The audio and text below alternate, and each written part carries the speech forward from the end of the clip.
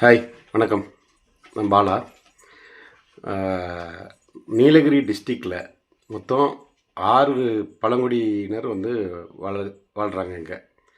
அதில வந்து பார்த்தோம்னா, தோடர்கள், கோத்தர்கள், குறும்பர்கள், இருளர்கள், அ பணியர்கள், காட்டு நாயக்கர்கள்.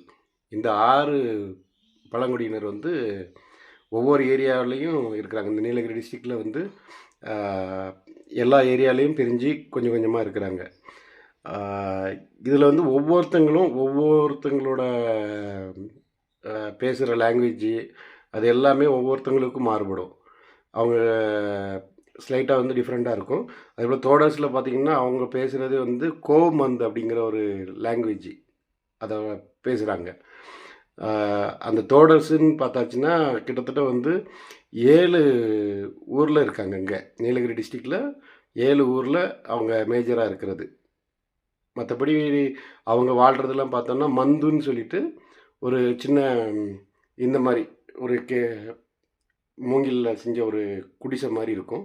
இதில தான் மேக்ஸிமம் வாழ்றாங்க. அவங்க கும்பிடுறதும் பார்த்தோம்னா, எருமை இந்த மாரி இத தான் வந்து அவங்க ஸ்பெசிஃபிக்கா கும்பிடுறாங்க.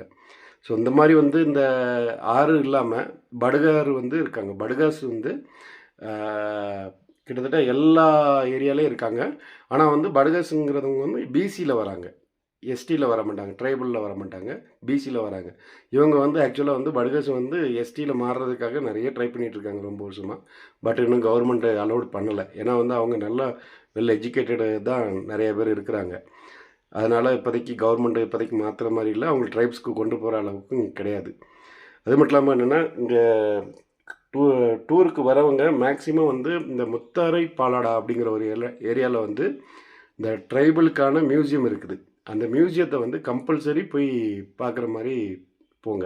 ஏன்னா, அவங்க யூஸ் பண்ணது பழங்காலத்தில எப்படி இருந்தாங்க, அவங்க என்னென்ன திங்ஸ் யூஸ் பண்ணாங்க, அப்படிங்கிறது எல்லாமே வந்து அங்க ஒரு மியூசியமா இருக்குது. இது நெறைய பேருக்கு தெரியாது.